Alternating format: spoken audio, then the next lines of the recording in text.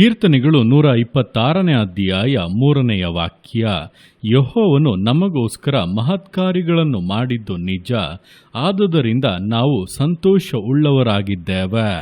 ಈ ವಾಕ್ಯದಲ್ಲಿ ಕೀರ್ತನೆಗಾರನು ದೇವರು ಮಾಡಿದಂಥ ಮಹತ್ಕಾರ್ಯಗಳ ವಿಷಯವಾಗಿ ಸಂತೋಷದಿಂದ ಆತನನ್ನು ಕೀರ್ತಿಸುವಾಗ ನುಡಿದಂಥ ಸಂಗತಿಗಳನ್ನು ವಿವರಿಸಲಾಗಿದೆ.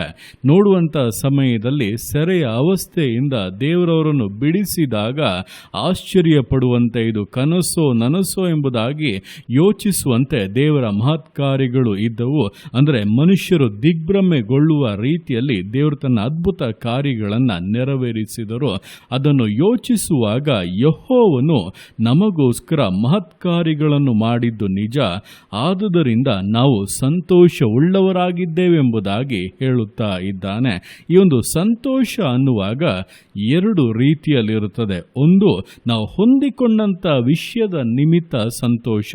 ಅಯ್ಯೋ, ನನಗೆ ಇದು ಸಿಕ್ಕಿತು, ಅಯ್ಯೋ ನಾನು ಬೇಡಿಕೊಂಡಿದ್ದನ್ನು ಹೊಂದಿಕೊಂಡೆ, ಅಯ್ಯೋ ಈ ವಿಷಯದಲ್ಲಿ ಶ್ರೇಷ್ಠತೆಗಳನ್ನು ಕಾಣುತ್ತಾ ಇದ್ದೇನೆ, ಆಶೀರ್ವಾದಗಳನ್ನು ಅನುಭವಿಸುತ್ತಾ ಇದ್ದೇನೆಂಬುದಾಗಿ ಹೊಂದಿಕೊಂಡಂಥ ವಿಷಯಗಳ ಕುರಿತಾಗಿ ಸಂತೋಷ ಪಡುವಂಥದ್ದು, ಅದರಲ್ಲಿ ಉಲ್ಲಾಸಿಸುವಂಥದ್ದು.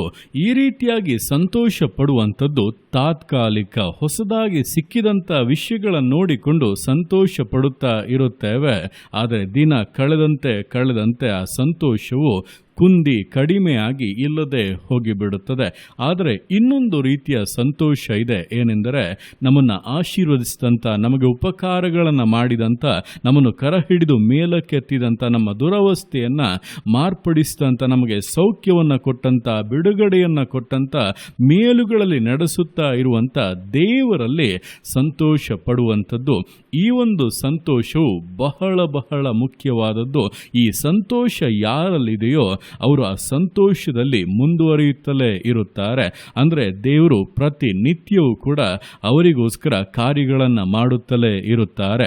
ಯಾಕೆಂದರೆ ಅವರು ಕರ್ತನಲ್ಲಿ ಸಂತೋಷ ಪಡುತ್ತಾ ಇದ್ದಾರೆ, ಆತನಲ್ಲಿ ಹರ್ಷಿಸುತ್ತಾ ಇದ್ದಾರೆ. ಹಾಗಾಗಿ ದೇವರ ಆ ಹರ್ಷವು, ಆ ಸಂತೋಷವು ಕಡಿಮೆ ಆಗದಂತೆ ಕಾರ್ಯಗಳನ್ನು ಮಾಡುತ್ತಲೇ ಇರುತ್ತಾರೆ.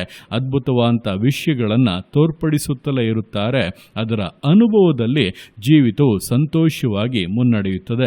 ಇದನ್ನೇ ಅಪೊಸ್ತಲನಾದಂಥ ಪೌಲನು ಕೂಡ ಹೇಳುವಂಥದ್ದು, ಕರ್ತನಲ್ಲಿ ಸಂತೋಷ ಪಡಿರಿ ಎಂಬುದಾಗಿ.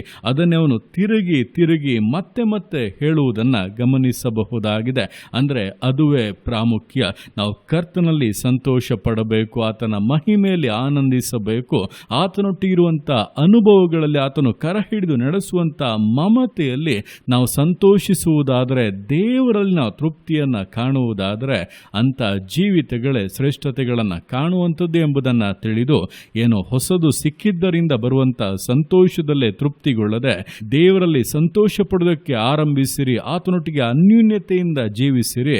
ಆ ಒಂದು ಸಂತೋಷವು ಶಾಶ್ವತವಾಗಿ ನೆಲೆಗೊಳ್ಳುವಂಥದ್ದು, ಉನ್ನತಿಗಳನ್ನು ಉಂಟು ಮಾಡುವಂಥದ್ದು ಎಂಬುದನ್ನು ತಿಳಿದು ದೇವರ ಕರಗಳಲ್ಲಿ ಸಮರ್ಪಿಸಿ ವಿಧೇಯತೆಯಿಂದ, ದೃಢತೆಯಿಂದ, ಸಮರ್ಪಣೆಯಿಂದ ವಿಶ್ವಾಸ ಜೀವಿತಗಳನ್ನು ಮುನ್ನಡೆಸೋಣ. ದೇವರ ಕರಗಳಲ್ಲಿ ಸಮರ್ಪಿಸಿ ಪ್ರಾರ್ಥಿಸೋಣ. ಯೇಸುವೆ ಸ್ತೋತ್ರ ರಾಜ, ಕೊಟ್ಟಂಥ ದಿವಸಕ್ಕೋಸ್ಕರ ಸ್ತೋತ್ರ ಕರ್ತನೆ. ಈ ದಿವಸ ನಿನ್ನ ಕರಗಳಲ್ಲಿ ಸಮರ್ಪಿಸ್ತಾನೆ. ಪ್ರತಿಯೊಂದು ಜೀವಿತಗಳನ್ನು ನೀನು ಆಳ್ವಿಕೆ ಮಾಡು, ಬಲಪಡಿಸು ಕರ್ತನೆ. ಹೌದಪ್ಪ, ನಿನ್ನ ವಾಕ್ಯದ ಮೂಲಕ ನಿನ್ನ ಮಟ್ಟಿಗೆ ಸ್ಪಷ್ಟವಾಗಿ ಮಾತನಾಡಿದೀಯ. ಈ ಲೋಕದಲ್ಲಪ್ಪ ನೀನು ನಮಗೆ ಅದ್ಭುತಗಳನ್ನು ಮಾಡುವಾಗ, ಬಿಡುಗಡೆಗಳನ್ನು, ಆಶೀರ್ವಾದಗಳನ್ನು ಕೊಡುವಾಗ ಅದರಲ್ಲಿ ಸಿಕ್ಕುವಂಥ ವಿಷಯಗಳನ್ನು ನಾವು ಸಂತೋಷ ಪಡುತ್ತೇವೆ. ಆದರೆ ಅಪ್ಪ, ಅದು ತಾತ್ಕಾಲಿಕ ವಿಷಯಗಳು, ಹಳೆಯದಾಗುತ್ತಾ ದಿನಗಳು ಕಳೆಯುತ್ತಾ ಸಂತೋಷವು ನಮ್ಮಲ್ಲಿ ಕಾಣುವುದಿಲ್ಲ. ಆದರೆ ಅಪ್ಪ, ನಾವು ನಿಮ್ಮಲ್ಲಿ ಸಂತೋಷ ಪಡುವುದನ್ನು ಕಲಿತರೆ, ನಿಮ್ಮಲ್ಲಿ ನಾವು ಹರ್ಷಿಸಿ ಉಲ್ಲಾಸಿಸುವುದನ್ನು ಕಲಿತರೆ, ಆ ಒಂದು ಸಂತೋಷ ಅಪ್ಪ ನೆಲೆಗೊಳ್ಳುವಂಥದ್ದಾಗಿದೆ. ಅದು ಯಾವಾಗಲೂ ಕೂಡ ನಮ್ಮನ್ನು ಉನ್ನತಿಗಳಿಗೆ, ಆತ್ಮಿಕವಾದಂಥ ಶ್ರೇಷ್ಠತೆಗಳಿಗೆ ನಡೆಸುವಂಥದ್ದಾಗಿದೆ ಎಂಬುದನ್ನು ಅರಿತು ನಿಮಗೆ ಸ್ತೋತ್ರ ಸಲ್ಲಿಸುತ್ತಾ ಇದ್ದೇವೆ. ಆ ರೀತಿಯಾಗಿ ಸಂತೋಷಿಸುವುದಕ್ಕೆ, ಆ ರೀತಿಯಾಗಪ್ಪ ನಿನ್ನಲ್ಲಿ ಉಲ್ಲಾಸಿಸುವುದಕ್ಕೆ, ನಿನ್ನ ಮುಂದೆ ಸಮರ್ಪಿಸಿ ಜೀವಿಸಕ್ಕೆ ಪ್ರತಿಯೊಬ್ಬರಿಗೂ ಸಹಾಯ ಮಾಡು. ಈ ದಿವಸಗಳಲ್ಲಿ ಆತ್ಮಿಕವಾದ ಅನುಭವಗಳಲ್ಲಿ ಕರ್ತನೆ, ನೀನೊಂದಿಗಿರುವಂಥ ಅನ್ಯೂನ್ಯತೆಯಲ್ಲಿ ಜೀವಿತವನ್ನು ನಡೆಸುವುದಕ್ಕೆ ಪ್ರತಿಯೊಬ್ಬರಿಗೂ ಸಹಾಯ ಮಾಡು. ಹಿಂದಕ್ಕೆ ಎಳೆಯುವಂಥ ಎಲ್ಲ ಲೋಕದ ಕಾರ್ಯಗಳು, ಸೈತಾನ್ನ ಕ್ರಿಯೆಗಳು, ವಿರೋಧಗಳೆಲ್ಲ ತೊಲಗಿ ಹೋಗಲಿ. ಯೇಸುವಿನ ನಾಮದಲ್ಲಿ ಪಾಪದ ಬಂಧನಗಳು ಕಳಚಿ ಬೀಳಲಿ.